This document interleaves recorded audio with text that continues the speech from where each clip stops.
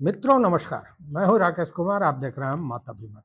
मित्रों, दिल्ली का जंतर मंतर अब शांत हो चुका है, लेकिन राजनीति का तापमान पहले से ज्यादा बढ़ चुका है। एक आंदोलन खत्म हुआ, लेकिन नई बहस शुरू हो गई है। अब क्या अगला पड़ाव बिहार है? क्या पटना का गांधी मैदान दिल्ली के जंतर मंतर की तरह छात्रों के आंदोलन का नया केंद्र बनने जा रहा है? क्या अभिजीत दीपके का वह बयान, जो वायरल वीडियो है, बिहार की राजनीति में भूचाल ला सकता है? और सबसे बड़ा सवाल कि क्या सीजेपी का 5 सूत्रीय चार्टर आने वाले वर्षों में देश की पूरी परीक्षा व्यवस्था बदल सकता है? आज हम सिर्फ खबर नहीं बताएंगे, बल्कि उस खबर के पीछे छिपी राजनीति, उसके सामाजिक प्रभाव और बिहार पर पड़ने वाले असर का पूरा विश्लेषण करेंगे। क्योंकि अगर यह आंदोलन बिहार पहुंचा तो यह सिर्फ शिक्षा का मुद्दा नहीं रहेगा, यह चुनावी मुद्दा भी बन सकता है। तो आप सोच रहे होंगे कि दिल्ली में आंदोलन हुआ, दिल्ली में बातचीत हुई, फिर बिहार की चर्चा की। कारण बहुत स्पष्ट है। बिहार केवल एक राज्य नहीं है, प्रतियोगी परीक्षाओं की सबसे बड़ी प्रयोगशाला बिहार है। यहाँ लगभग हर परिवार से कोई न कोई छात्र किसी न किसी प्रतियोगी परीक्षा की तैयारी करता है। कोई बीपीएससी की तैयारी कर रहा है तो कोई एसएससी की, कोई रेलवे की तो कोई पुलिस, कोई शिक्षक भर्ती, कोई नीट, कोई जेई। यानी अगर परीक्षा व्यवस्था में सुधार की बात होगी तो सबसे ज्यादा असर बिहार के युवाओं पर ही पड़ेगा।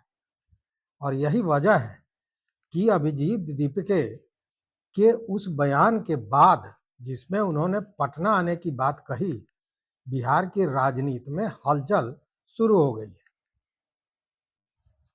बहुत लोग सोच रहे हैं कि यह सिर्फ आंदोलन का ज्ञापन है, लेकिन ऐसा नहीं है।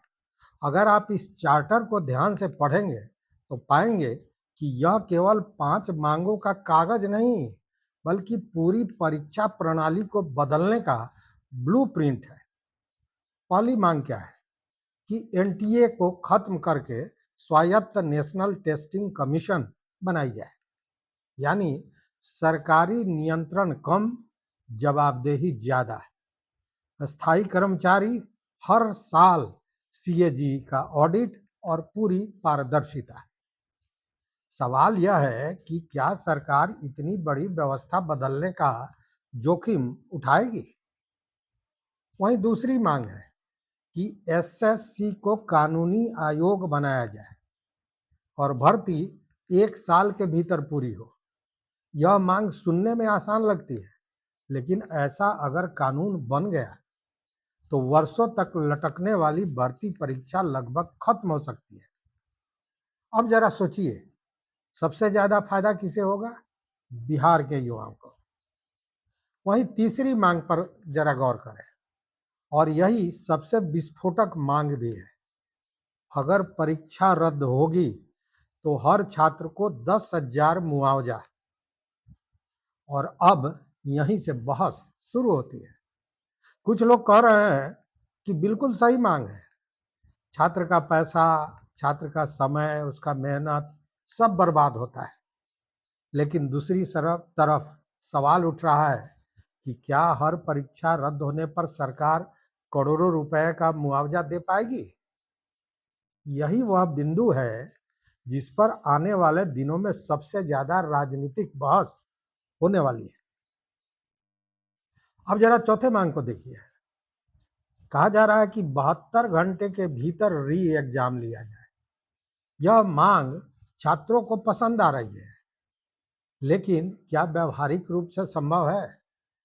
देश भर में लाखों अभ्यर्थी हैं जो परीक्षा देने आते हैं, हजारों परीक्षा केंद्र बनाए जाते हैं, सुरक्षा व्यवस्था करनी पड़ती है, प्रश्न पत्र का की व्यवस्था होती है, और सिर्फ समय कितना? तो 72 घंटे। सरकार के सामने यह सबसे बड़ी और सबसे कठिन चुनौती हो सकती है। पांचवी मांग क्या है? चार्टर में पांचवी मांग कहता है कि नीट में राज्यों की भूमिका बढ़े।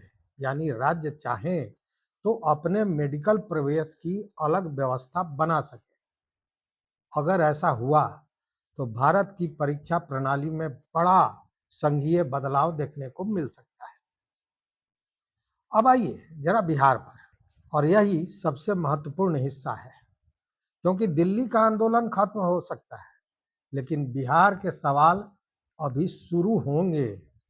याद कीजिए पिछले कुछ वर्षों में कितनी परीक्षाएं विवादों में आई, वहीं पेपर लीक, कहीं भर्ती अटक गई, कहीं मामला कोर्ट पहुंच गया, कहीं रिजल्ट पर विवाद शुरू हो गया, तो कहीं वर्षों तक नियुक्ति हुई ही नहीं। यानी युवाओं के मन में पहले से ही असंतोष मौजूद है। अब अगर सीजेपी पटना पहुंचती है तो वही असंतोष एक बड़े मंच में बदल सकता है, और अगर ऐसा हुआ तो सरकार के सामने केवल राजनीतिक चुनौती नहीं होगी बल्कि प्रशासनिक चुनौती भी मुंह बाय खड़ी होगी। तो एक सवाल उठता है कि क्या यह सिर्फ छात्रों का आंदोलन रहेगा? और यहीं से सबसे बड़ा राजनीतिक ट्विस्ट है। बिहार के हर चुनाव में दो मुद्दे सबसे ज्यादा चलते हैं, रोजगार और सरकारी नौकरी। अगर परीक्षा सुधार का आंदोलन रोजगार के मुद्दे से जुड़ गया तो यह सीधे चुनावी विमर्श का हिस्सा बन जाएगा। विपक्ष कहेगा कि सरकार युवाओं से न्याय नहीं कर रही, युवाओं के साथ न्याय नहीं कर रही। सरकार कहेगी यह राजनीतिक आंदोलन है, और आंदोलनकारी कहेंगे कि हम सिर्फ परीक्षा सुधार चाहते हैं। यानी तीन अलग अलग नैरेटिव एक ही मंच पर दिखाई दे सकता है।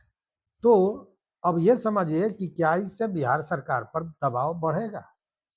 कानूनी रूप से देखें तो सीजेपी का चार्टर मुख्य रूप से केंद्र की परीक्षा एजेंसियों पर केंद्रित है, लेकिन राजनीति कानून से नहीं, जनभावना से चलती है। अगर बिहार का छात्र पूछने लगा कि दिल्ली में सुधार की बात हो सकती है तो बिहार में क्यों नहीं, भर्ती समय पर क्यों नहीं, परीक्षा रद्द होने पर जवाबदेही क्यों नहीं, और कौन होगा जवाबदेह, पेपर लीक पर कार्रवाई कौन करेगा, तो दबाव अपने आप बनेगा।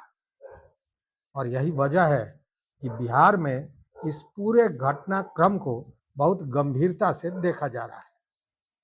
अब सबसे बड़ा सवाल यह मित्रों कि क्या पटना बनेगा अगला जंतर मंतर? अभिजीत दीपके ने कहा कि पहला कार्यक्रम पटना में होगा।